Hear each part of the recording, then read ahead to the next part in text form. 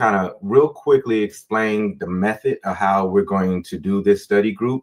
And just so that way we know that it's we're going to try to use this and practice this every time we come together. It's going to be centered and focused on what folks commonly know as the Socratic method. We're going to throw some questions on the table, and those questions we're going to facilitate sometimes a couple of people responding, everybody responding, but being able to have an exchange through us thinking deeply about what we just read or what we just watched. So as you know, with the study group, we got about 9 weeks of content that we're going to explore. The original idea that was put on the table about a month ago is that we wanted to look into just taking one book and breaking down that book and deconstructing it.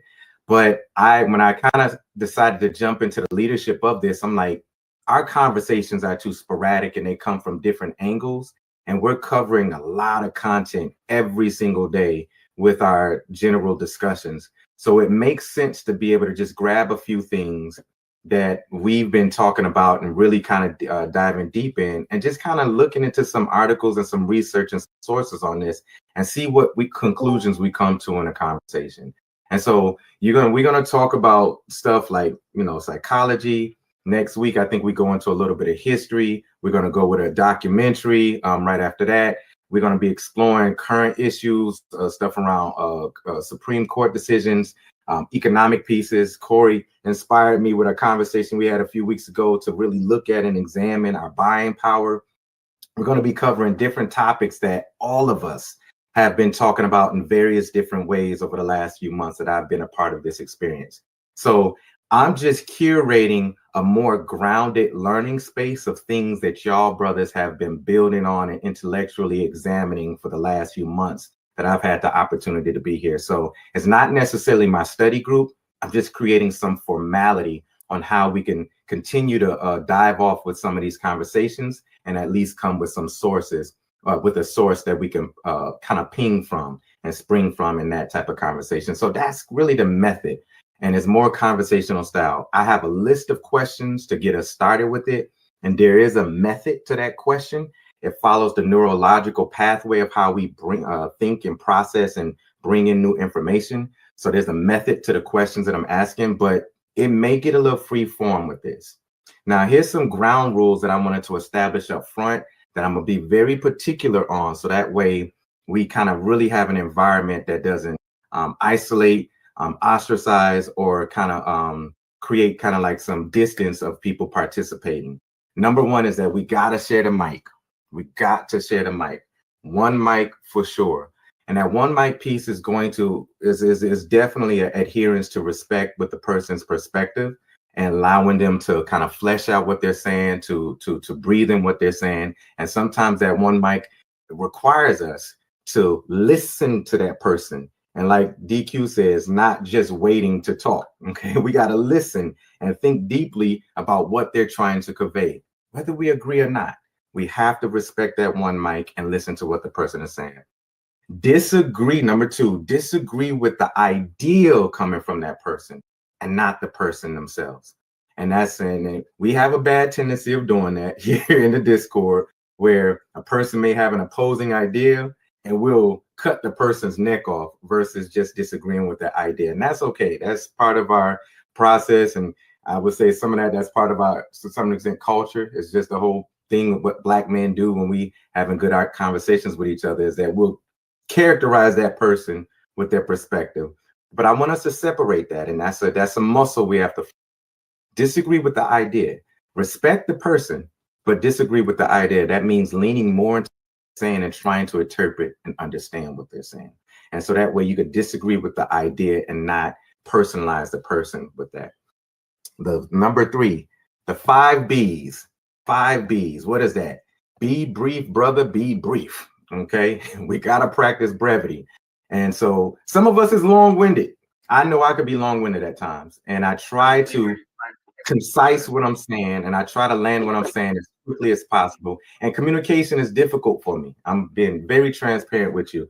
I don't know how to find the best words sometimes. I don't know how to say what's in my head sometimes. And it's always an ongoing practice to try to figure that out. And so Try practice being brief with what you're saying. Think about what you're going to say before you say it. So that way you could try to find it in ways to be concise. And I'm going to try to moderate in terms of like giving folks a minute, 30 seconds, 2 minutes to really flesh out what you're saying, depending on our time and the question that we're at. But if you can, practice brevity. Be brief, brother, be brief. Engage in this space for learning, not to be right. Engage in the space for learning, not to be right. You will be right sometimes, and you will be wrong probably. But that it's not about that. It's about learning. It's about us having some exchange and thinking deeply about something that we may not ever considered before. And it might confirm what we already know, but it also may expand or challenge us on some things, some previously conceived things that we had in place before. So consider this space as a space for learning, and that's what the fire pit is going to do. Now, we already have rooms. We got the fade room. We got the serenity room. If we have to come down, we debate hall. When we know, we say, you know what? I want to square up. I want to explore this more, and I want to debate this person on this in a debate hall. Then let's set that up and let's keep it in that type of space. So that way we can set the stage for it here, but we'll continue that type of debate in the other area. And the last piece that I have is center the content on the weekly study. Now, we're going to be referencing some previously things that we've kind of making some connections with, and that's part of the learning process.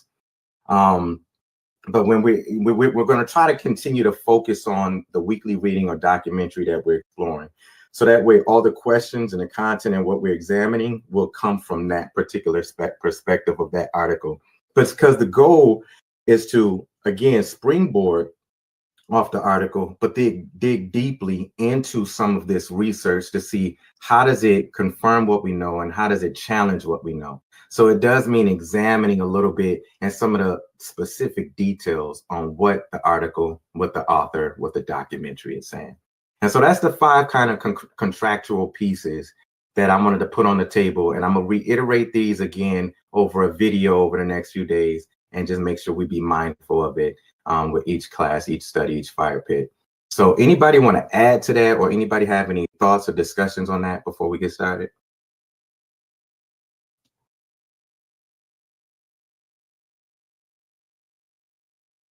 Yes, especially if you add some more voices to the panel, I would definitely be really interested in being able to hear everybody. So I want to emphasize on your be brief. You know what I'm saying? That way everybody can get a chance to say, might even be able to have a chance to kind of like really explain after they've said it. You know what I'm saying? But we got to be brief so we can get around to everybody. So that's right. Because we only got an hour and a half, and so. And there may be times where I could probably push it to 2 hours, but for the most part, we got an hour and a half. So I want to be able to make sure we unpack this when we can, and brevity is going to be good, but it also gets to the heart of being able to move through some of these more thoroughly. And some questions we may spend more time on, which will allow us to cook a little bit more with it. So if nobody else have any thoughts, I appreciate that logic, then we're going to go ahead. I do. Yes, sir. This is mainly for me. I'm not no pauses. I'm gonna do no pauses for this. So everybody speak freely. I know sometimes that messes up conversation, but say whatever. And then the other part, I'm really kind of learned. This is a new subject for me, so I'm really just I'm listening, but I'm not. I don't know how you're gonna do this, but I don't really have. Just to be honest with you, I'm learning this from the beginning. So I don't really know much about psychology at all. I'm just being straight up. So I'm more trying to learn about it rather than give. I'm not gonna give a lot of opinions per se. I'm just trying to figure some stuff out. Thank you, my brother. Thank you. That's how we have to engage this space, and you will find out that there's a lot about this that you've already been talking about with these conversations, especially as you've seen through this article that we read. Y'all have been talking about a lot of this stuff in depth over the last few months and didn't even know that Akbar was already kind of having some exchange around this before. So we started with Akbar because of the things that came up with Dr. Francis Cress Welsing, positions that a lot of people took exploring some of the Black psychologists' perspective. And I figured it would be pertinent and perfect to open up the study group with looking at Akbar. And so, you know, he got this thing called democratic sanity that he talked about, that he elevated from some of his kind of collection of research. Democratic sanity. Let's popcorn this real quick. What did y'all understand? What does he mean by democratic sanity? What did you get from that piece? Democratic sanity. Go ahead. First thing I thought was slavery. Hmm. It was, for some reason, when I read it, the first thing that I got was it made me understand why they thought, it gave me a better understanding as to why they thought slavery was normal at the time, even though it was barbaric. If the majority thought that that's pretty much what it was, that's pretty much society is gonna agree to. Absolutely. Absolutely. The democratic sanity is in the beginning where he's talking about normal behavior. Mm-hmm. Well, maybe if somebody else can answer the question, maybe it'll refresh me. Yeah, go ahead. When he was talking about democratic sanity, he was talking about the majority rule, meaning whatever the majority of the society, whatever was the norm for the majority of the society, is what psychology had called normality. Right, so that's what he was talking about. Whether it was inhumane or not, if the majority society participated in it, then it was the normality. That's right. That's So, right. yeah. That's right. Anybody else want to chime into that? Absolutely. They refer to that. Sorry to just butt in, but they refer to that today like as populist. The populist. The popular. Yep. Populist, and two, I think populist means just the majority. That's right. You know what I mean? It doesn't mean like it's popular. It just means the majority. So go ahead. Mm-hmm. It was a majorly accepted behaviors that are accepted. You know, how you behave is as long as it's agreed upon by the majority, it's acceptable. You know, no matter what the behavior is, like Shep was saying. If it's agreed upon by the masses, it's a normal behavior. If it's outside of that behavior, it's abnormal, looked at maybe as a problem. Absolutely. Let's hold that space for a second. So we got the concept of democratic sanity. Intellectual oppression. What did he mean by intellectual oppression?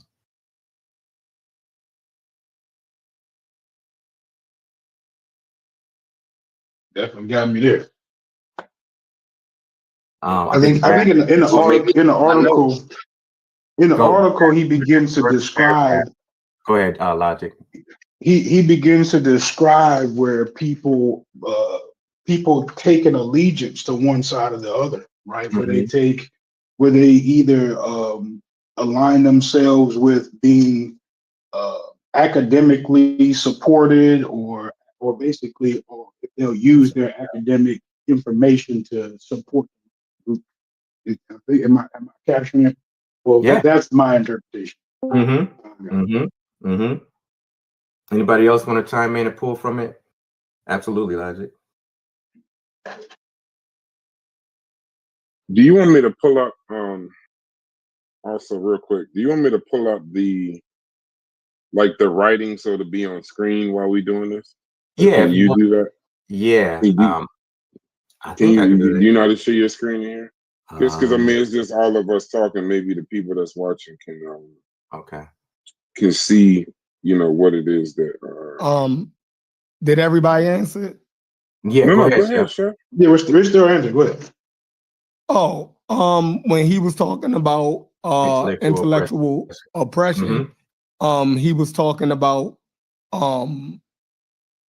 how the naming conventions and different things could be damaging to people, to other groups or whatever, you know what I mean? Because it encompassed ideas, right? And it kind of influenced how you seen people. You dig what I'm saying? So he was saying that was intellectual oppression. And if you read straight from the text, it says intellectual oppression involves the abusive use of ideas, labels, and concepts geared toward the mental degradation of a people or person. You dig what I'm saying? So okay. So now we got some concepts. Thank you for that, Chef. We got some concepts established. This is needed because as we start to flex this out and go into some of these pieces and how it pertains to what he called the psychohistorical examination of Black folks, we need these concepts to reference from. Whether we agree with his position or not, we need the framework of how he established this. So one of the next questions I want to throw on the table, and this is, I want you to think about this, and I'm gonna give y'all some time to kind of flesh this out when you respond. How does he look at and examine Black folk psychology, African American Black folk psychology of democratic sanity? How does he look at their mental health or juxtapose how we think about Black folks' mental health in terms of the common Western acceptance of democratic sanity? I'll go first. Yes, sir. Listen, so this is where it gets good at, right? Because he was saying, right, that if the normal, if normality or a healthy mental state is judged off the majority of white middle class America, right? Who participated in racism or oppression, then a black person could only be classified as normal when he agreed with that, and that's antithetical to his own well-being. So basically, Black people, according to this psychological structure, you know what I mean, would be sane when he agreed with his own oppression. That's crazy to me, but it's brilliant. That blew me that blew me out the water right there. But y'all go ahead. Thank you, sir. Thank you, sir. Thank you, sir. Who else want to respond to that? I think what I got from it was, and it was crazy. Me and Chef was talking about oppression yesterday. The reason why, I mean, I can say whatever I think about it, whether it doesn't fall under regular standards or not. But just the simple thought of whatever coping behaviors we use are sick, but while we're actually saying that the oppressors ain't. Like, it's nothing wrong. Like, in order, whatever we're using to deal with this, we're the crazy ones. Like, we're saying that this is wrong. We're saying that this don't make no sense. But it's almost like you're saying that we're pathological. But in actuality, society, like, even though all of society agrees with this ain't normal. Like, this is not something that makes sense. This is not healthy for us. But you're trying to say that I'm crazy. But you're using this as like a tool of my oppression. Like, I don't know. It got to the point where I got a little like kind of where Chef was, I guess. I don't care if it's pseudo. It feels good. And then on top of that, it makes sense. I don't know why it's not in the mainstream science. It just feels like it should be. This is my opinion. Who else want to chime in on that? Can you ask the question again, Mujasi? Yes. So the question is, when we think about his position on democratic sanity and we look at how he is examining democratic sanity and how they've commonly used that in psychology as the framework to examine the health, the mental illness or mental health of Black people. What's your thoughts on that? How does he critique democratic sanity in light of Black people's mental health? And can I say one He last does thing? it. Go ahead. It's almost like he was saying, if you're not like white people, you're sick. Like if you're not like, if you either be like white people or you have a mental illness. Right. When in actuality, what they're doing was ill as hell. But Right. no. Specifically middle class white people. So my point is more, he does a great job of identifying the bias in psychology. Right? He does a great job of identifying how they'll look at certain behaviors, or at least try to highlight certain behaviors that they deem, unacceptable. You know what I'm saying? And the framework that they use is the middle class white, right? So they're basically starting us off. I guess you would expect that to be opposite of our trajectory, to some degree, right? But not necessarily parallel with our particular trajectory. That's the sum of it. Absolutely. Okay. And also that there was no ideal man to judge by. Like there was no standard human behavior that they had to compare us to, or even themselves to, as an ideal person. That's right. That's right. Or even normal, I think he said. Yeah. There's nothing sharing on your screen, Mujasi. Oh, they ain't not. Oh my goodness, I got this thing sitting up. I'm thinking y'all could see this. And I think most important, he said, That's the Discord. the consequence of democratic sanity is that entire communities of people with seriously inhuman behaviors can be adjudged sane and competent, even exemplary human specimens, because majority of people in that particular context either participated in the questionable behavior or refused to question strange behavior. So it can put an entire group of people below and an entire group of people above. That is great. That's, man.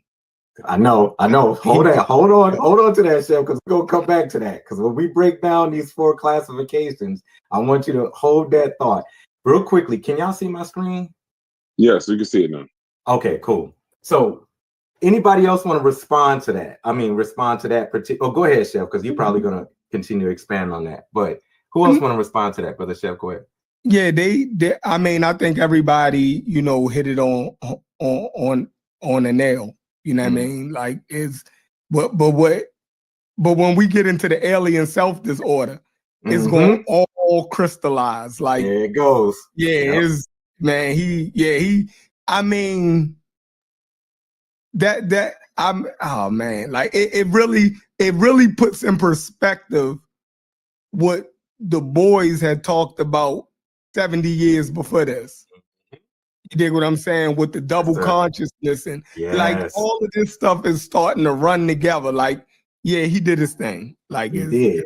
Yeah. Now, and here's the thing: if we got some time, there's some elements that he stated in this that I do have some element of disagreement, but I'll reserve that to later because we're keeping my comments to myself until we have some open conversation. So yeah, I had some disagreements also, but awesome. That was when he started talking about the sexual stuff, and there you go. Know what I mean? There you go. Yeah, but I wasn't really, but yeah. Yeah. So go to on the printout. It says 340, but I think it may be page 2 if you're following along. If you got your own piece, but I'm gonna keep it up on the screen. Next question. He states, more commonly, the tendency has been to justify and explain the behavior of the victims of such insanity on the basis of the assumed sanity of the victimizers and the context of the victimization. So we just established that. Y'all talked about that beautifully. Such efforts have proven circular in their logic at best and have served as the basis for continued intellectual oppression at worst. That last sentence, what does he mean by that? Such efforts have proven circular in their logic at best and have served as the basis for continued intellectual oppression at worst. And we're only going to take this minute. Go ahead. Yeah, because their method for analyzing it did not include some of the conditions that they subjected us to. I'm Right? on. Like I'm on logic. they just analyzed our behavior and not necessarily how we got there. My brother. Right. So once they've, now that we behaving in a particular way, rather than address it, they just highlight it. You get what I'm saying? They use it as a political tool, so on and so forth. Okay. I got it a little different. Mm-hmm. I think to me, this is where I got the point where he was I feel like he was saying that this thing is rigged and that it's rigged against us almost off the rip, because if the way psychology it seemed at the time was they're trying to explain our behavior or our sanity, quote unquote, but they're using themselves as the standard. So if blacks act differently than them, then we must be insane, whether we show anything that's insane at all. But the part that bothered me, and this kind of shook me up a little bit, because it seemed like it was rigged. Because now what you're saying is that racism ain't insane, or that slavery isn't insane. Like I don't know if anybody else got that, but that's what I got from it. That's the circular part to me. That it was like that. To me, that's the circular reasoning that he was that I got from it, from what he wrote. That in order for us to be sane, we'd have to look at racism in order for us to be sane members of American society, we'd have to look at racism and slavery and white actions against us as sane. So that's what I got from it. I got that the claim is the evidence.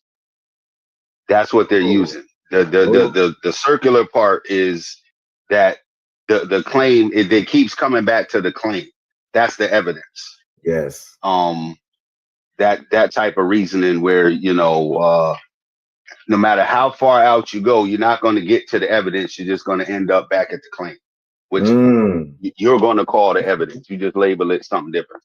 So circular, you end up right back where, you started, is with that claim, evidence.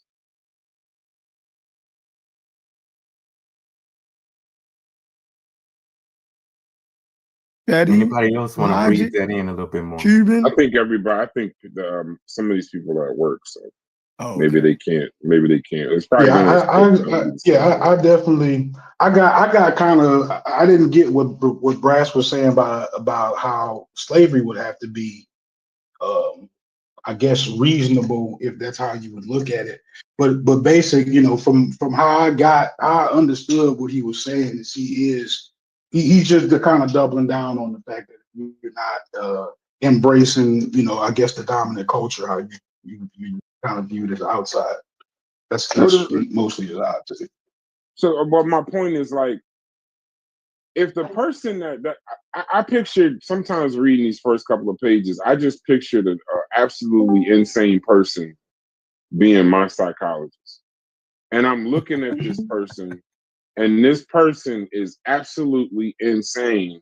And I'm still me, just who I am today. And the person is telling me I'm crazy. And they're explaining slavery, and they're explaining racism, and they're explaining oppression. And they're like, what's wrong with that?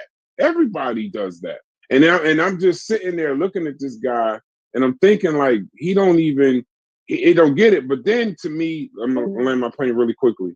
But then there's a hopelessness that sets in for me, because I'll just always be crazy. That's the circular part. It's like racism's always going to be insane to me. Slavery's always going to be insane to me. This white man in front of me is always going to be insane. The insane are trying to determine what's sane and insane. I don't know. It's very thought-provoking for me. All right, so I'll take a shot at it. So when he was saying to me, right, and I agree with Brass, I think you got it. You dig what I'm saying? You just having, like trying to put it into words, but you was on it, right? And because he basically saying that, the victims, right? The sanity of the victims is being judged by the insanity of the victimizers. You dig what I'm saying? That's what I'm saying. That's crazy. Like the victim's sanity. Remember, the victim is the one that is the action is being done to, right? So the one that's doing it to him is the abuser. The abuser then lost control, right? If somebody start beating on you, they then lost control, right? Now you defending yourself is called insanity. Why? Because the majority of white America is engaged in assaulting black people, physically and mentally. And if the majority is Democrat, if the populace, like Corey say, is the rule, and they didn't lost their mind, they didn't lost control, right? And if I try to defend myself, I'm not doing the Democratic thing, because the Democratic thing is to be going crazy on these niggas, right? So I'm insane when I practice sanity. It's crazy. Like, man. Man, the way he broke this down is so Chef, because you framed that perfectly. And what you, Brass, Logic, and Hits said perfectly is y'all got it. What Hits elevated also was the circular logic around this also. And at best, that is what you see with psychology at that time.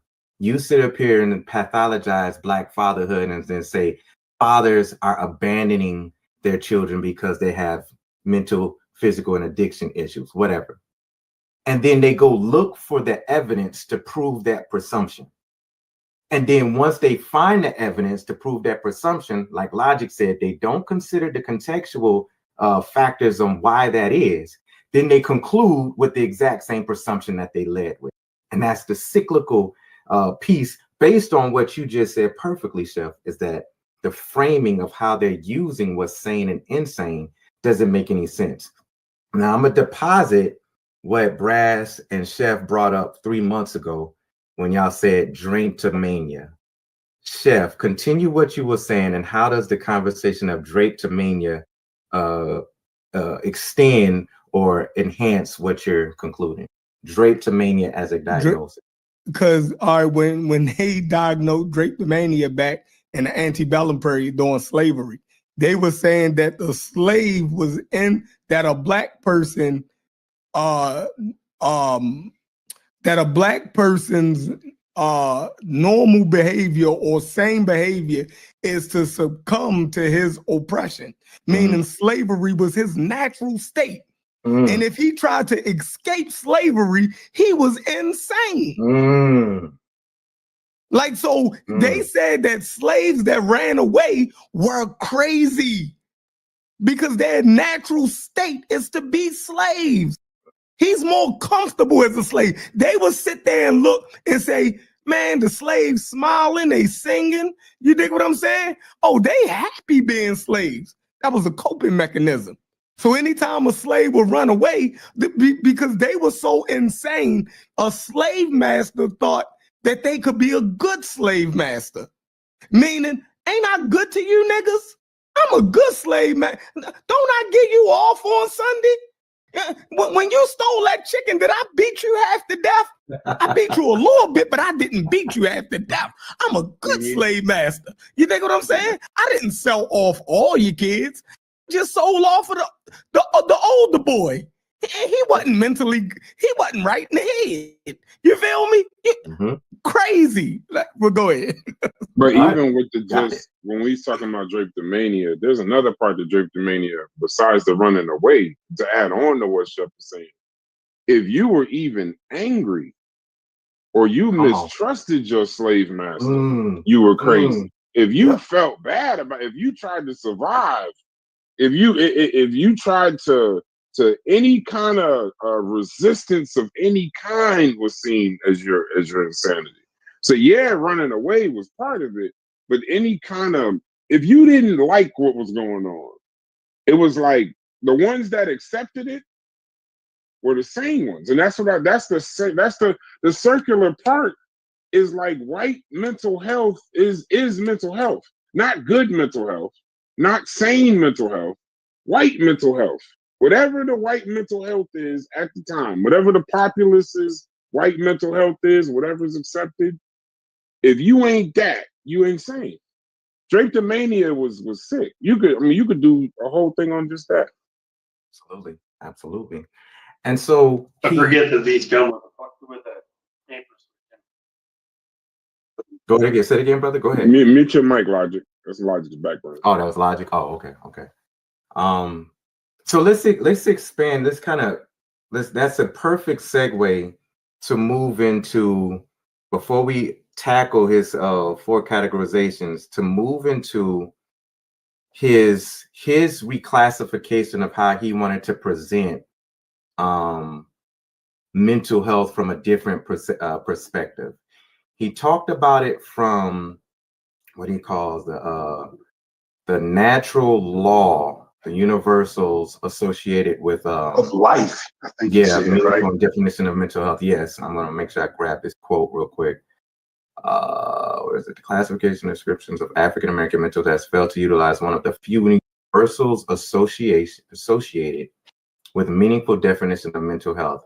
This definition of mental health has its origin in the unalterable laws of physical life, which when transposed to mental life maintains its essential identity.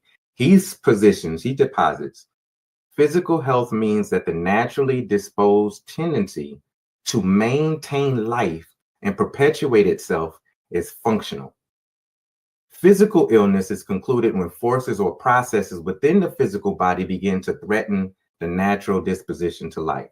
Now, he transposed this to the concept of mental health by saying, of this, the concept would suggest that mental health is reflected in those behaviors which foster mental growth and awareness, i.e. mental life.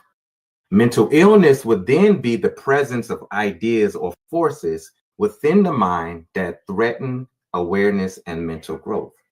Okay. He also makes this extension of the autogenetic or extended self-concept. This is what me and Logic has been building on in morning time, on this collective identity. And he says this extended concept of self or mind, we conclude that mental illness is seen in any behavior or ideas which threaten the survival of the collective self or tribe. With such a definition, we can understand that the classification of an entire society as mentally ill, if the society were entrenched in a set of ideas geared toward the self-destruction of the people within that society. I'll land there, okay? So he's now saying we're going to try and use the natural universal ideas of physical life, juxtapose that with mental health because they parallel each other. And we're going to try to examine the African American from that perspective instead of the democratic sanity perspective. Okay. So with that, let's look at can you say that? Can you say that one more time? Yes, sir. Yes, sir. Akbar attempts in this part to reposition. He moves us away from using typical traditional models of Western society, which is rooted in democratic society, which we know has intentions on intellectual oppression on how we classify what's sane and what's sane based off the centering of white life, white middle class life. So if the majority of the dominant culture does this type of behavior, live this type of life, and have these type of cultural practices, then that's mental health. And he's saying we tend to judge, like y'all already conceptualized, Black mental health based off of those standards. He said, I'm gonna shift us away from that. And he said, I want us to use what he called, what he pulled in as I think he called it the universals associated. There's a particular term that he used. The universal laws of life. I think that's what right? The universals, universal laws of life. And in that, the unalterable laws of physical life, yes. The health has its origin in the unalterable laws of physical life, the universal laws of physical life. And he says the physical health means that the naturally disposed tendency to maintain life and perpetuate itself is functional. Physical illness is concluded when forces or processes within the physical body begin to threaten a natural disposition to live. And he just basically switched out physical to mental. He switched out physical to mental. He extended the mental health process by saying that there's an extended concept of self when we think about ourselves in a collective body, a collective mind, a collective identity, or the tribe. And he says that we can conclude that mental illness is even seen in any behavior or ideas which threaten the survival of the collective self or tribe. Now just let that land for a second and breathe that in.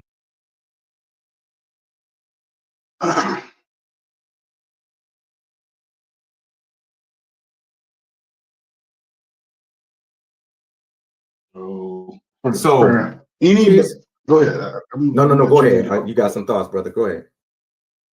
For me, this is where the reading becomes very challenging for me. Okay. Right. And what I mean by that is this is where I'm starting to have to fight. I can tell where I'm having to fight my biases on what it is I'm reading, right? Because like when I read a term, the first time I heard that term, the universal laws of physical life, I'm stumped, right? Like I'm left in a place where I got to figure out what he means so I can follow what he's talking about, right? Like to me, it's such a vague term. I don't know where he gets it from. I don't know exactly what it means, and I certainly don't know if I can verify it.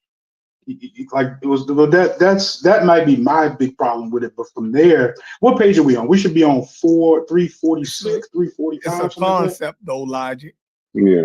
So think of it as for a body to be healthy, right?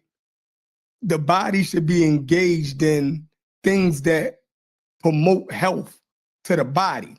You dig what I'm saying? To the physical body. So that should be understood, right? Anything other than that would be disease, right? Or some type of disharmony, right? So he's saying put that next to mental health and try to examine mental health, right? The same way you would your physical health. Anything that is introduced into the body that is not of good for the body will be harmful to the physical body, right? And any type of behavior that you do that cause discomfort to that physical body wouldn't be advantageous or helpful to that physical body. Now, use that for your mental. Anything put into the mental that is not of benefit to the survival or the healthy maintenance of that mind will be harmful to the mind, right? And that's the concepts. That's behaviors, all of that. I actually get the concept. Yeah. I actually get the concept. But I'm more so. Maybe I need to hear some more from y'all because for me, all I hear now is what not to do. Right, like everything he basically says from now is basically just a rejection of Western ideology. But go ahead, let me hear somebody else's speech because I don't want to change the tone of the conversation. Antithetical to your well-being. Yeah, but it's also African. Well, I mean, so what he's saying is unhealthy is assimilation. Yeah, but he's also, it's not just what. See, like in order to understand this part, I had to go to something he wrote before.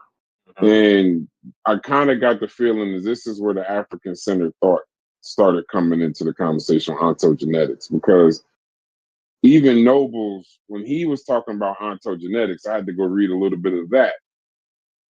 What he's saying is white mental health is also a domination of somebody else. So when he starts talking about ontogenetics, he's saying not just your own, like what she said, everything that Chef was saying, but he's also saying in your assimilation, it can't be to dominate somebody else. If your mental health, your individual mental health, like if you just worried about your individual mental health and you okay with that and you think that's cool and it doesn't matter what happens to anybody else, then in actuality, that's also unhealthy too. That there has to be some kind of collective mental health. Like your mental health can't just be just solely about you. Nobles was talking about an extended self.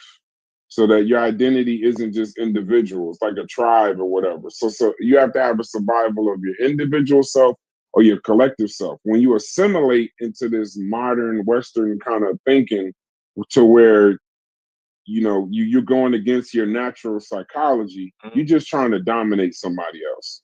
It's kind of like, in order, yes, you could be good, but in order for you to truly be good, your personal health also has to affect the collective in a positive way.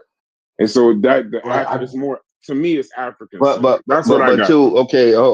Yeah, I think that would be Why does that assuming that remind you me of that would be assuming hold on. that Let's you just got this at this natural position, right? You would be hold on. Let's assuming stick that to the you'd be reading. operating outside of it. That's in the reading. But hold on. Let's stick to his reading. The definition we could understand. He said with such a definition of, in the definition being, it threatens the survival of the collective or tribe. On one end, without going directly to the definition, again, self-classification is not always happening. You are already classified. This is not a time, and a lot of things he's speaking of is, even if you self-classify, that doesn't change how you are, or even if you non-classification does not mean you are not classified, treated as such, looked at as such. That's what a lot of this is about. Regardless of what you think and what you know is right or wrong, you've been classified and you will be dealt with accordingly. But his definition is he saying you could understand that classification of an entire society is mentally ill if that society were entrenched in a set of ideals geared towards self-destruction. So some of these things are geared towards our self-destruction, is to make you less of a person, justified treatment, inhumane treatment of you, things like that. And then to put it into the mental, not just that's physically obvious and what's done physically, but it's also done, he's talking about how does that deal with the mental. So he has his reasoning in here of why he would use that collective self. And I'm just trying to see. On the other hand, we could understand the apparently contradictory behavior of people who have formulated their survival on the domination of others. So he kind of explains why he says that, like in the next 3-4 I appreciate sentences. that. Yeah, that makes more sense to me. No, I appreciate that. That's what I got. Yep, absolutely. No, I'm getting that too, but you wouldn't describe Africans like that. But I don't want to bog it down, right? I'm just telling you why it became difficult for me, because this is where sense. Like the contradictions become a little bit more blatant. And I took notes, and this is part of the stuff that I took notes on. You get what I'm saying? Like, this is where I started running into, like, okay, this right here is like, how much of this is like kind of sort of just him, because we already understand that he's at this point in the text, he has rejected Western ideology, right? So at this point, I'm going to track all the stuff that he's talking about. And this is where it kind of sounds like he's starting to get off the page. Like, I'm telling you, I'm using my own framework. I'm telling you, this is the natural disposition of the African attitude. This is how you know what I'm saying? So we go from one where the dominant culture is telling us how to behave, and then we get into, this is his description on how we should behave. But go ahead. That's how I'm getting it. On 351, he says, until African Americans are able to effectively define what is normal for our communities, we remain as subjects to an alien authority. That's right. So it's not his thing. It's not. This isn't like what he's saying. He's saying, he says it right. We have to define us, because what happened to us is unique, and it's our mental health. So what happened to us, we have to define what's normal. We don't need to look to white mental health. And that's why I like what Hit said, because I didn't even realize that part of this whole thing to diagnose us as that is actually beneficial to them, to always be able to diagnose us as that, because that gives them the ability to dominate us more or justify their domination of us. I never even got that. So now that I understand that part that Hit said, this part makes more sense, that whatever the definition of sanity in the African American community is, We need to define that. That's right. And then I don't disagree. That's when we'll be able to move forward. But I don't think that's him. I don't think that's like a Naim Akbar thing. I think that's like a collective thought of, let's just figure out what's normal for us. Dealing with these traumas, what we went through, what is normal, what is the baseline normal for us? And if we can get to that, then we can begin to, kind of heal and move forward in progress. Absolutely. And so let's lean into that, because as you can see, as y'all kind of thoroughly examined, he established that he shifted the centering of how we need to examine African American mental health. And he established a different type of criteria, and he's challenging us to think about it more deeply. Now, of course, later on in his research, he goes more into different comprehensive ways of how he used different ontological frameworks from Africa to do that. But on this one, he says, well, let's borrow from Eastern philosophical ideas on universal physical health. And he says, let's juxtapose that and make that connection with mental health. And let's see if we can examine some different pieces. And this is how he leads us into his 4 categorizations that he identified. So let's look at his 4 categorizations. And Logic, you said a point that I wrote a question down. And if we have time, I'm going to try to make sure we come back to it. I'm going to ask that. His 4 categorizations: the alien self disorder, the anti-self disorder, the self-destructive disorder, and the organic disorder. Pick one of those, and whichever one popped out to you, and talk about what moved you when you read that. Anyone that you want to start with, what moved you when you read that? What popped out for you in any one of those?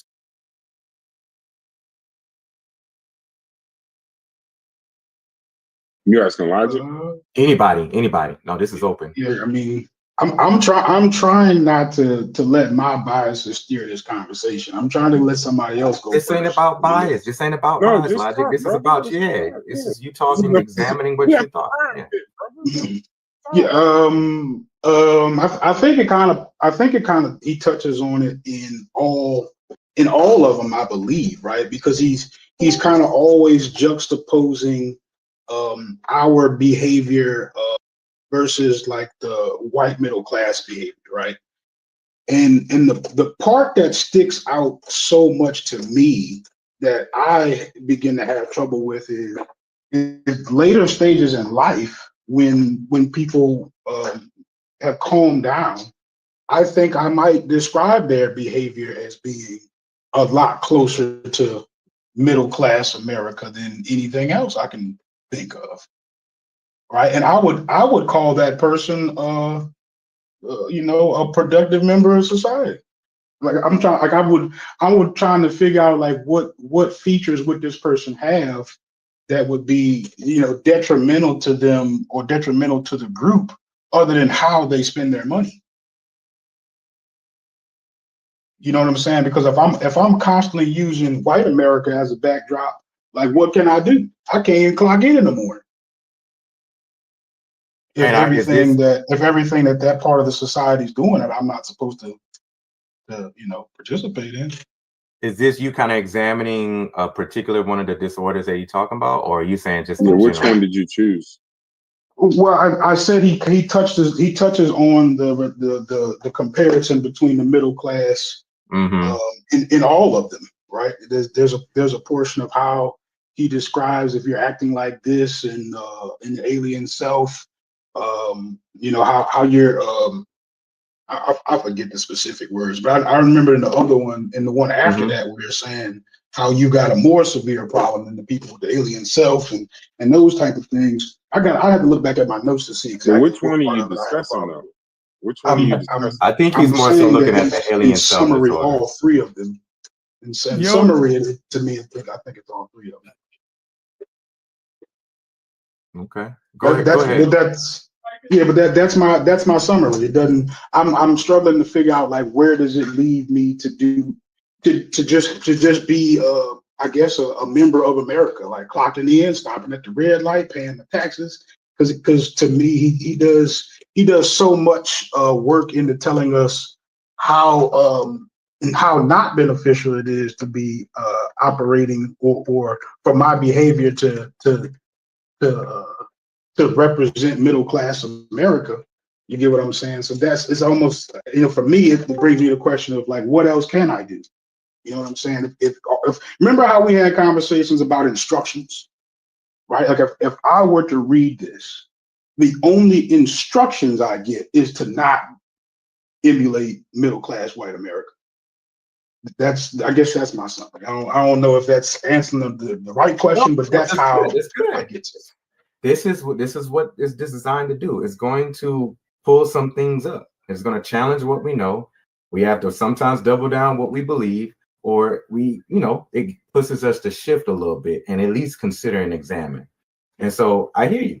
Like very, very well stated, very clear. Who else want to grab a disorder and which one stood out to you? Thank you, Brother Logic. Well, alien self-destruct stood out to me. Okay, go ahead. No, go ahead, man. You got it. No, brother, go. Okay, the organic disorders one. Mm-hmm. If I got the old people. And I read it. Present information, are the result of psychological, neurological, and biochemical malfunctions, right? It sounds like those are the physical disorders that we have. I think it makes it more difficult to diagnose those if there's a predisposition on your mental already and your behaviors. So you could be put in this cat like it. I don't even know if it would be considered a more legitimate disorder, right? Organic. Okay, it's diagnosed. It's provable. It's a neurological or biochemical malfunction in your body. And you put that next to what someone uses their own criteria to drag you to how can I say it? It makes it more difficult for you to be diagnosed with an actual disorder if you're pre-diagnosed with something with limited evidence based on how they used to treat you, how they used to think about you, how they used to feel about you, how they used to understand you. You don't even get to that phase. That's what I'm trying to say. You wouldn't even be allowed to get to that phase of an actual diagnosable disorder because of all of the bullshit you were pre-diagnosed with limited amount of evidence. And to me, that's where the actual treatment would be beneficial if your organic disorders are diagnosed properly. You can be treated properly. But you can't even get there. You can't even get there. It seems like it's very difficult for you to be looked at in that light that it's an actual physical disorder. Not some made up shit that they made up and some treatment that they feel.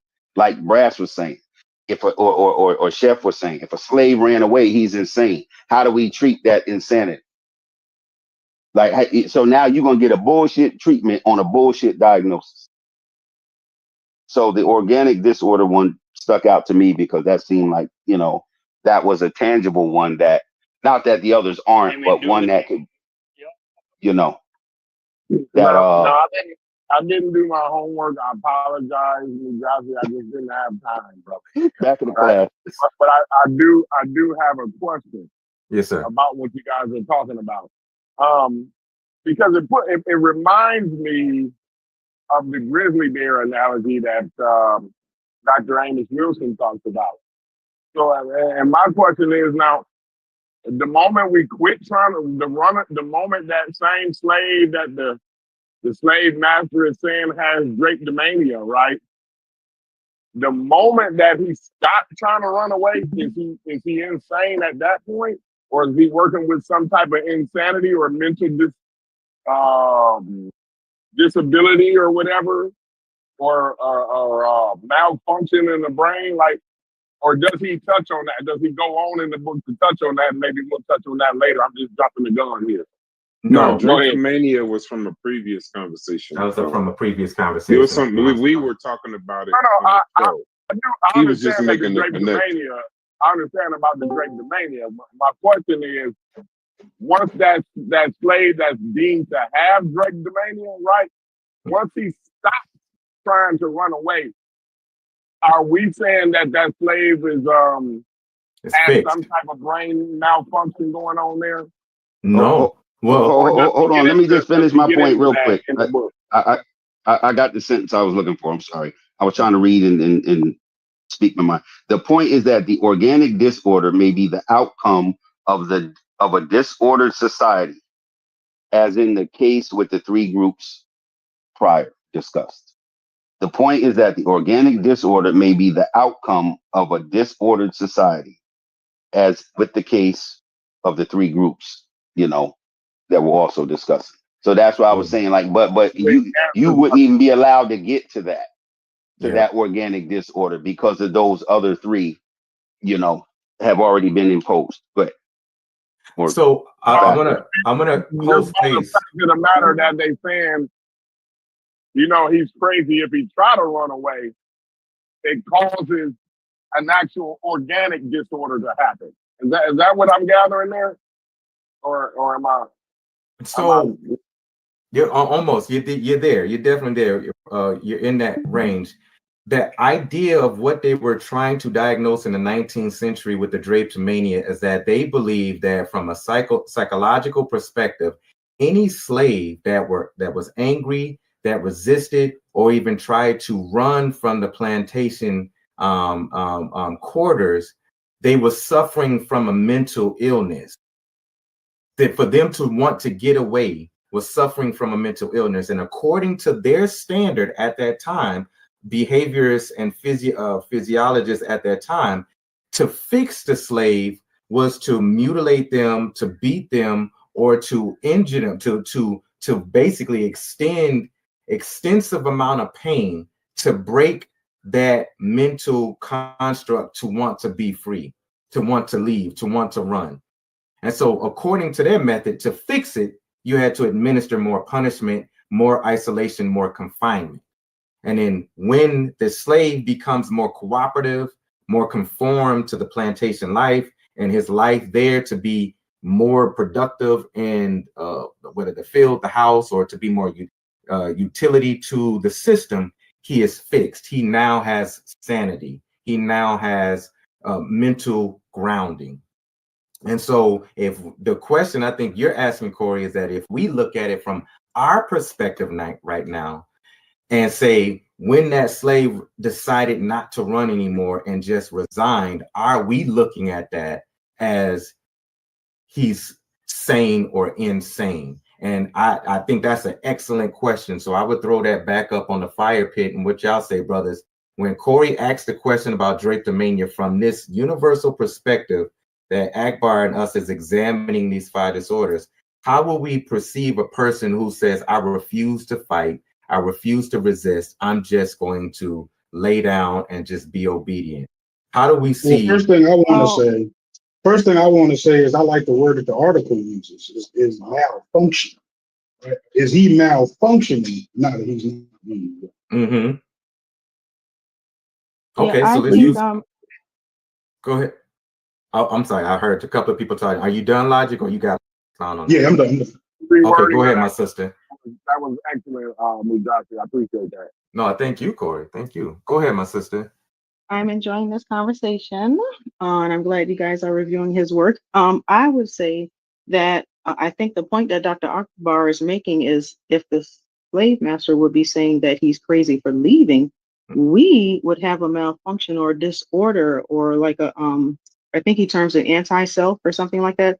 If we are giving up, so now we have succumbed to this hopelessness and all this stuff, and that's the malfunction. So now we're just we see ourselves as not worthy of freedom, and we're just accepting this. If that makes sense. That makes perfect sense. No, it makes sense to me. The disorder that I had to make sure I wasn't suffering from alien stuff. So that was a tough one for me. I had to really read I through had to that. examine myself on that too. Yeah. I was like, hold on, I'm tripping out. But anti-self disorder is the one that, I think Hits did organic, Logic did alien. I think I'll just that's the one that stood out to me. Mainly, but also because of the times that we're in recently with Charlie Kirk.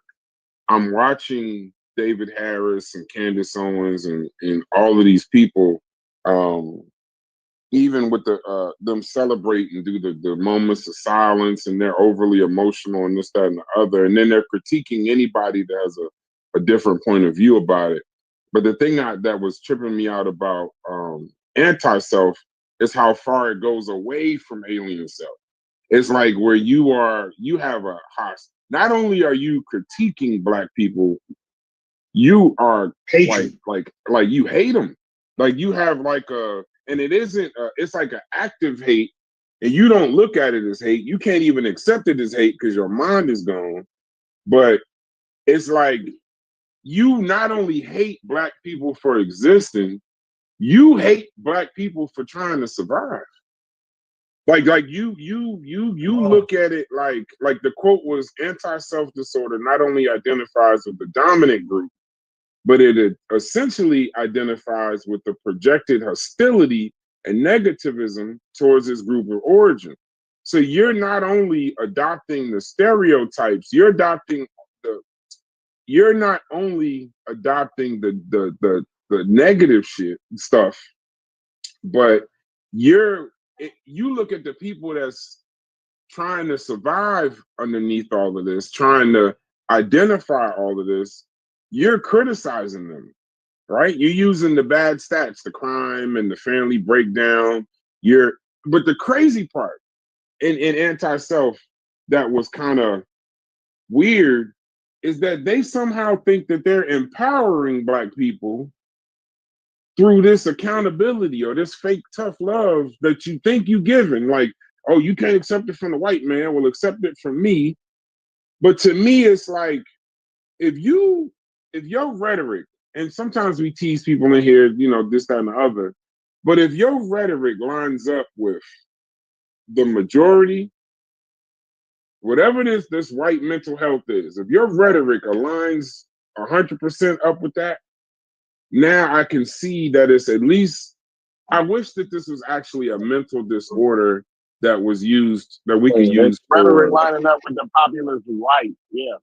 Yeah, like if your rhetoric is that, and The you coon just disorder. using that, if you using that against your own people, I think you an anti-self. But I see it a lot, not in here, but I see it a lot.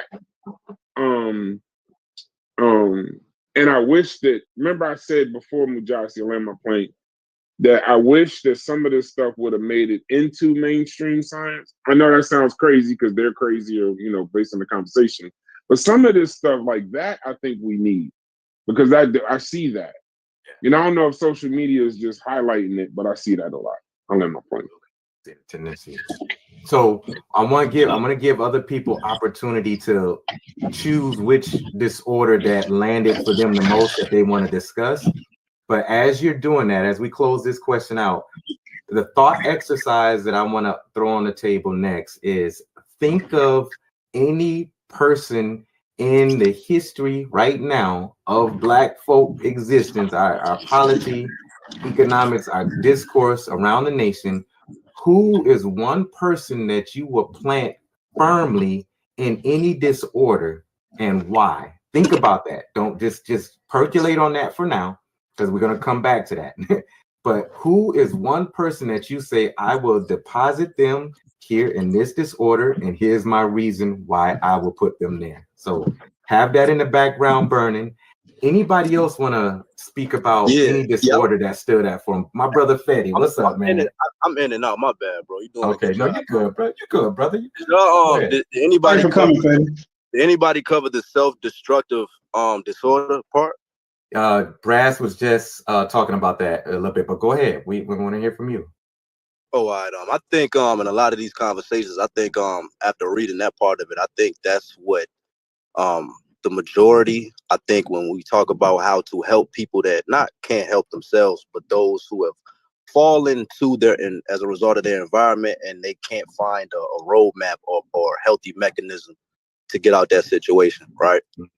And I think this category that he created actually posed a lot of things that new findings are coming out, like the interaction of a person with their environment and how things can be passed down. So when I look at things in certain aspects in the Black community of certain people that Akbar described, I don't want to mess up what he said, but I think he said that these individuals in this category basically fail to grow within society type shit, and they resort to chemical fantasies or getaways versus instead of dealing with their own realities. I think that's that's the gist of what he said. Yes, sir. And Yes, sir.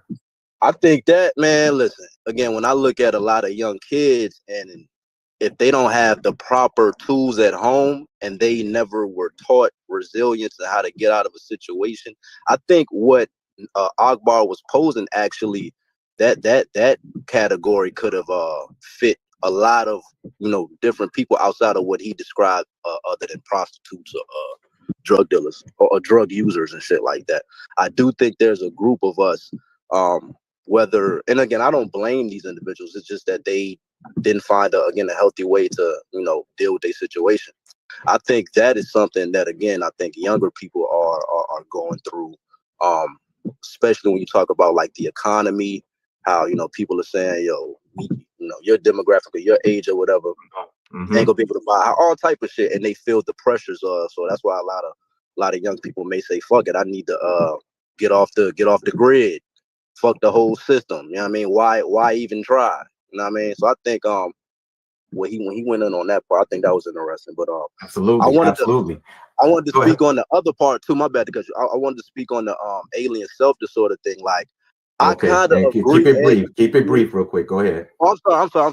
Go ahead. No, you good. Go ahead. If you could say it in like a quick few seconds, go ahead. Yeah, I was just saying. I see what some people are saying regarding how if you're Black and you resonate with the majority opinions and shit like that, you know, that can be a cause for concern. But I think it'll be even more dangerous if, you know, we were to push Black people being categorized that way with the disorder. I think that can open up a dangerous can of worms right there. Oh, well, I'm gonna leave y'all with a can of worms once we close out of here in about 20 minutes. So y'all gonna have some stuff to talk about back in the open discussion. So excellent piece, Fetty. And to add on to what Fetty was saying, and I'm gonna come back to something that my brother Hitz elevated, is that in the self-destructive disorder, Akbar is attempting to explain that the behavior of Black folks move to this condition of insanity by way of systems of oppression.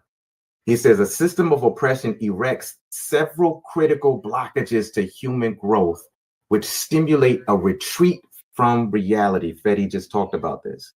He said, number one, the destruction of human dignity and self-respect is a component of oppressive systems. In order to operate effectively in the world of reality, human beings must see themselves as worthy and effective.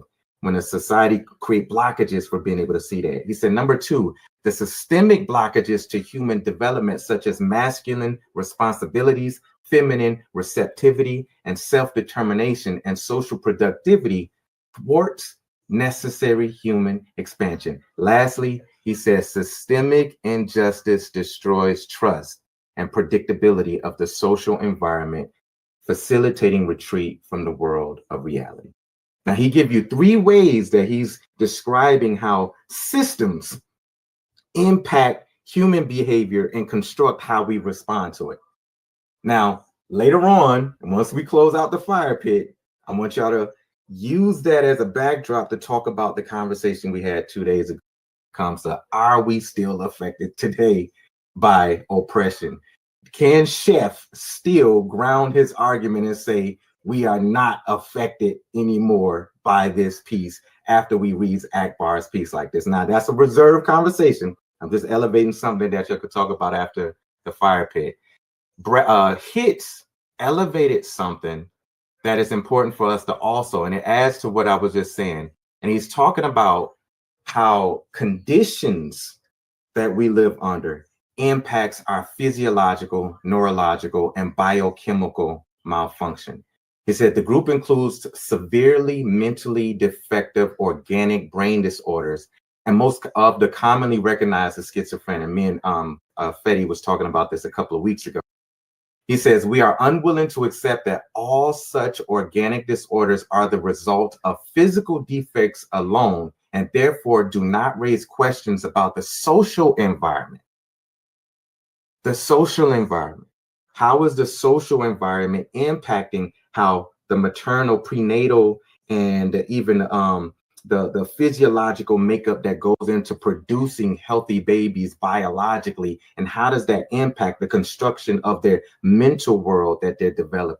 And so when we see our children supposedly, quote unquote, with ADHD, high diagnosis of ADHD, the high diagnosis of bipolar disorder, the high diagnosis of schizophrenia, the high diagnosis of autism amongst us, when we're seeing these things, how does that relate to their biochemical makeup and positioning our children in the social environment from those systemic barriers? So these are things to consider as he kind of unpacked the organic disorder. Now let's go, because we got a few minutes left. I want to give y'all an opportunity. The question is, when you think about those 4 categories, who in society comes to mind that you can say, I can place this person comfortably in this alien disorder, alien self-disorder, or this anti-self disorder, or this self-destructive disorder, or this organic disorder? Who would you say that, nobody here on this forum, so please don't bring up anybody in TMI, we family here, but who would you say that you can point to that we can see that fits that thought exercise? Mine is dead, but I don't know why, but when I was reading the organic disorder, all I kept thinking about was Muhammad Ali. And how he used to talk about how he had to do, boxing was his way out. But then even in being a boxer, there's something that comes with that. You got to get hit about the head and this and the other, but he kind of felt that was his way out.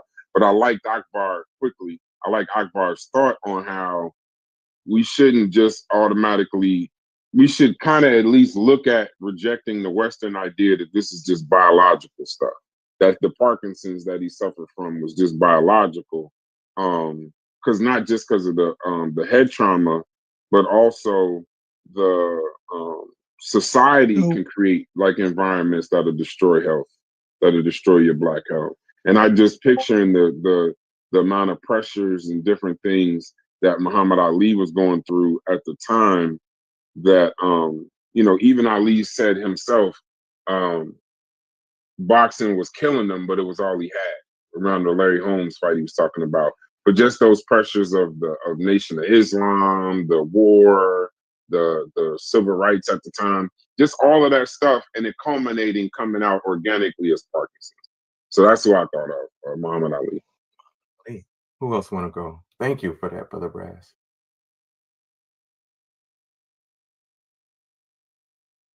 Nobody couldn't think of anybody. Man, there's a lot of people in history, man. Right. Hold on. Just real quick. Okay, go ahead. Yeah, I want to answer this question, give us a lot I of feel like I time. should go last again.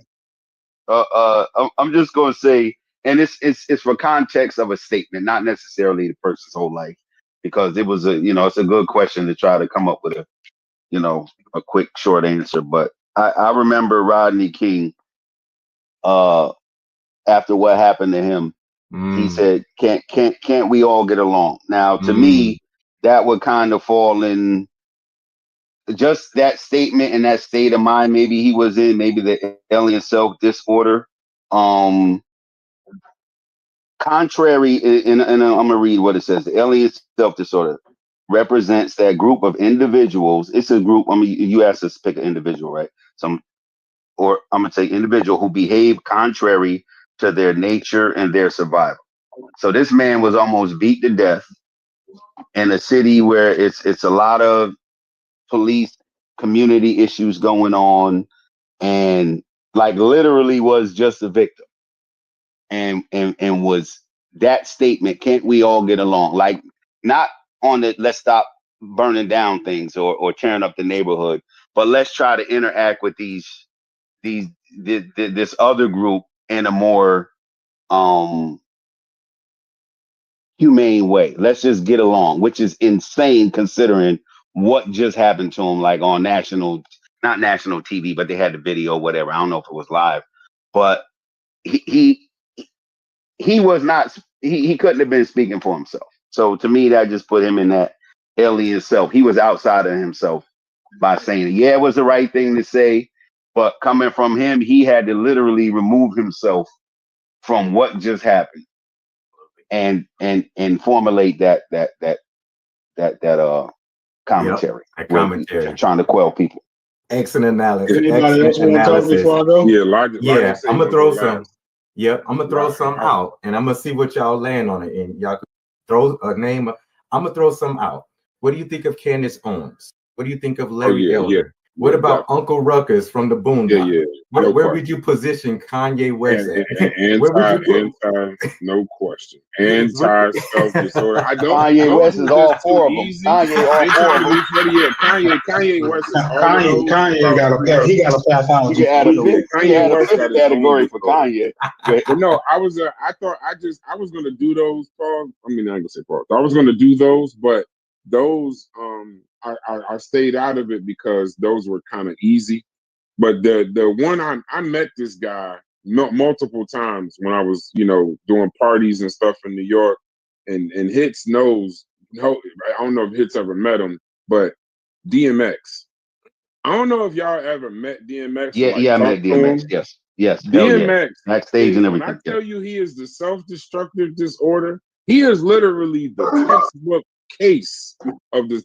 When you talk to DMX or you're around DMX, you know something is wrong, but then he'll pray with you, so you know something is right. Prayer circle. That's a fact. No, that's a fact. No, to make you get in the circle. You'll to make you get into him and his family. Yeah, we was at bodyguards was his family. We was at a his security was his family. He drunk, high, acting completely crazy, twitching, all of a sudden the other. But then before we left, he made the whole restaurant pray. So in my mind, it was like, but then when you hear the documentaries, this ain't come from him, but then when you watch the documentaries later, you could see he grew up in poverty. He was in the boys' home. The man smoked crack at 14, unknown to himself. So like somebody had laced something that he was smoking with cocaine, with crack cocaine. So he struggled with addiction, but then you listen to his music. But it shows me, my point, and I'm gonna land my plane, is that he wasn't like a weak guy. His path was kind of pushed for him. And the drugs and all of that was the coping mechanism put in those situations, right? He was forced to be in that boys' home. He was forced to do these kinds of things based on, he wasn't a rose that grew from concrete. He was a rose that couldn't get through the concrete. So I just thought of DMX when I thought about it. Wow. Oh. So for me, the way I be internalizing things, especially when I run into stuff that really makes me think a little deeper, I usually juxtapose it to something, right? So and I think it's really easy to kind of point out people we would all kind of agree is doing things that are against the African American community and also Black. But when how would I line that up against like a Martin Luther King? Like we all kind of agree that when Rodney King got hit in the head, his logical response shouldn't have been, "Could we all get along?" Right? So, but when you look at a person like a Martin Luther King, who we herald for almost the same attitude, would you have the same difficulty labeling him out of his mind? Right? Like, would you, or maybe a not so popular person that I could bring up because she's white, but would Jane Elliott be out of her mind? Like based on the definitions that we've been given here, like that's where like maybe that's just how I think about stuff, but it brings me to maybe some contradictions. You know what I'm saying? Like how do I in the same breath hold what Martin Luther King did, above other people's actions because of the approach that he took, and then kind of like not necessarily demonize, but kind of frown upon similar behavior from other Black people. That's well good. What do y'all think of that? Hits, it made a powerful analysis with Rodney King and his position even after receiving a physical assault. from law enforcement, and then to turn around and make a public statement like that, that will almost be antithetical to his people's rage and his people's political voice.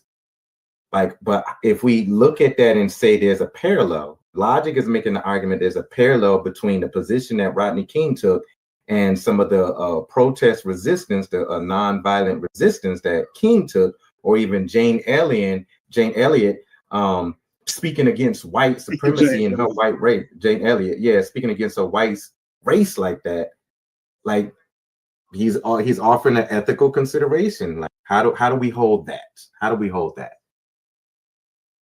Well, with Rodney King, I don't think that his mantra, he's a civilian, right? Martin Luther King openly was nonviolent and insisted on that and spoke on that we're not going to retaliate, we're not going to fight back physically in response to physical attacks. He had other methods that he wanted people to pursue, but he was openly that from the beginning, and it was anti his survival is to go in areas where you could lose your life, saying what he said or people repeating what he said.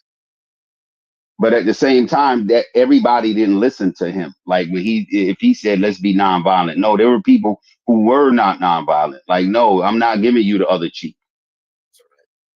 And that's what I was saying about Rodney King. It was just that circumstance right there, not him as a whole or his ideals in life, but just that circumstance immediately after that happened to him, a civilian, someone who's not, known for that or just being nonviolent, but just to put that message out to quell people's quote unquote natural response to violence may be violence, right? So to quell that natural response, or people feeling like that could happen to me, next time I get pulled over, I'm gonna run down on the cop first. I'm gonna get them before they get me. My point is that we look at Martin Luther King for being a great human being because of that approach, right? So now if we go on to say that approach, we kind of consider it generally antithetical. Like you would be saying Martin Luther King falls under one of these categories of insanity. No, Martin Luther King. No, hold on. Just to be clear, I was specific about a statement and an incident, not the person as a whole. See, you're speaking on Martin Luther King, and I know maybe that's what the article describes, his group or a person's whole ideology, but it was a question, and people came up with names real quick and tried to give brief answers. So not a super analysis of the entire person. So I think you're comparing a person's ideology to a statement that was made right prior to an incident that I'm pointing at, not the entirety of the person. So I don't think that's fair. MLK, I give my person. Go ahead, Corey. The person I'm thinking who's in his alien, who demonstrated his alien self, I guess that's what I'm calling it, right? Is Herschel Walker.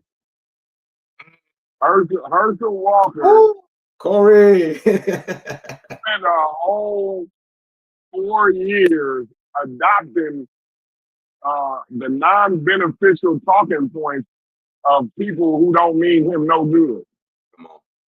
And he also went out even farther, like he identifies with that, like the critique of those I guess the far right ideology, the populist far right ideology, right? Mm-hmm. He actually adopts those critiques that they make against Black people. Mm. So that's why, and he espouses all of those falsehoods that they attribute to the Black community, right? So that's why I choose Herschel Walker as my guy to be out of his alien mind, or whatever y'all call it, right? He's adopted his alien self there, I guess. I don't know. To speak a little bit to what Logic was talking about with MLK, I know I'm gonna be brief. MLK, Rodney King was making a plea pushed by the LAPD. Also, and that's why what makes his point so effective is that, you know, that's what he chose to do as a plea versus do the other thing. Rodney King's not Martin Luther King's nonviolence. That's his strategy. He was saying if we show us as nonviolent, it'll expose their immorality and their anger and and, you know, we can't be angry with them to show how crazy they look. So look, if we are nonviolent and they still sicking dogs and hoses on us, that'll show that it'll show the rest of the world, the quote unquote sane white people, what how crazy this actually is. Good expounding. Good expounding. I'm going to also add into what Brother Corey said, in which I'm going to throw this as a question out as well, too. And as we close out, and there's a couple of things I want y'all to think about and hopefully move into the next room to discuss more, is Corey said Herschel Walker. And we know Herschel Walker's history, who is married to his family. Akbar says included in this group are the African Americans who reached the apex of their self-rejection by choosing a marriage partner from the alien group.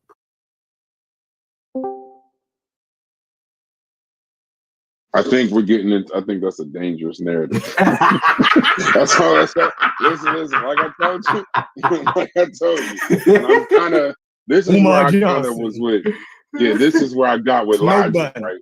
Yeah, this is why I started agreeing with Logic. Like, okay, I get that part, but then that's also where it gets a little, you know what I'm saying? Like, it gets a little where it's like, listen, I would never tell somebody who to marry, this, that, and the other. I personally would never do it, but I think you're going too far, right? And I'm the person that gets attacked the most for who people think I'm married to, but in that particular case, I think he was, I don't know. I'm gonna stay off of that. I think he was incorrect right there. Never. Yeah, I think he was forever. No, and I agree. I echo the see, Chef, let me ask you a question, Chef, real quick. And I know we got to finish. Yeah, go ahead. I'm gonna to support cover Naim Akbar's position, because I was very intentional with that. He did a few sentences later say there is nothing implicitly self-destructive in choosing an outer group marriage partner.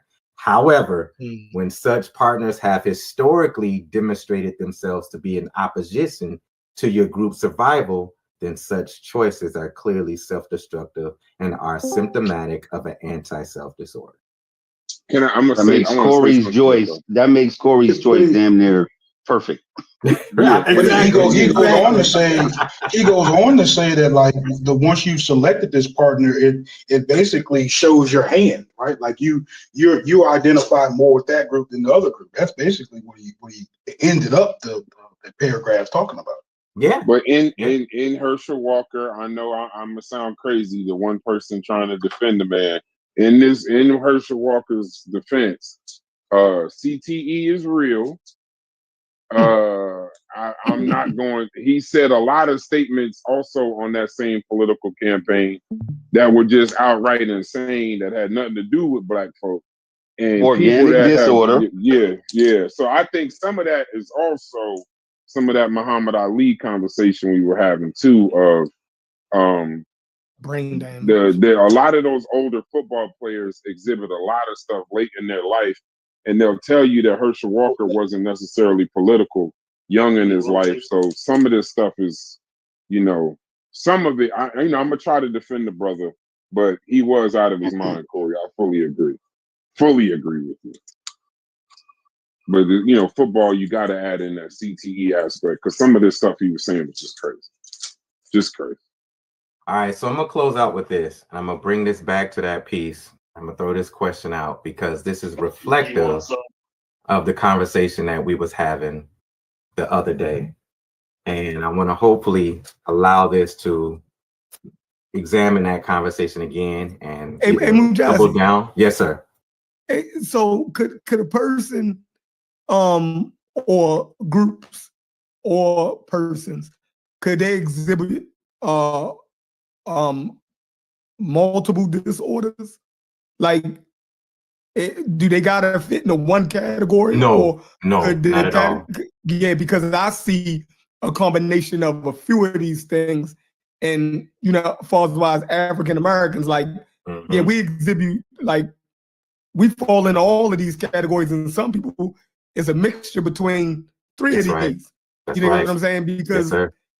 the alien self, if you the self-destructive disorder, the alien self-disorder, you can look at the hip hop lifestyle and rappers, and you can see, oh yeah, that's what's going on here. You feel me? Like that's what's going on. This hyper materialism. You dig what I'm saying? Only seeing one's worth through what they attain through materialism and accoutrements in the society. That's right. Right? How? Yeah, yeah. This was dope. Like, Yeah, Naim killed this. he killed it. He killed it. So here's what I'm gonna leave you with. These disorders represent the self-defeating attempts, the self-destructive disorder he's talking about, self-defeating attempts to survive in a society which systemically frustrates normal efforts for natural human growth. This group is typified by the pimps, the pushers, the prostitutes, the addicts, alcoholics, and psychotics, and an entire array of conditions which are personally destructive to the individual and equally detrimental to the African American community.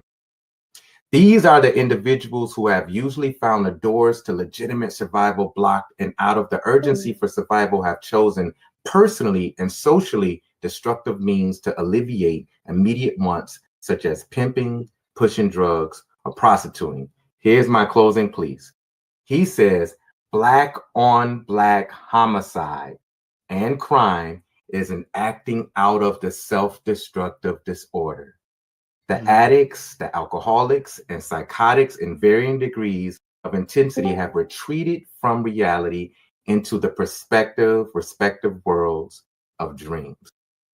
And so the question I would throw out in closing as we move into the other room is Black on Black violence something that we do and is a pathology of us, or is it a result of a systemic factor? And I'll land there, brothers. Thank y'all for joining the group. This was so dope. I appreciate it. I'm glad y'all gave me the opportunity to facilitate this, and let's keep this going. Pleasure's What room we going in now? And let's just go back to the regular general room. I have to jump, take off to my first meeting, but yeah, I'm gonna jump on to the other room so we continue this conversation and open this question up, and then just go from there. Awesome. Anybody have any last thoughts or anything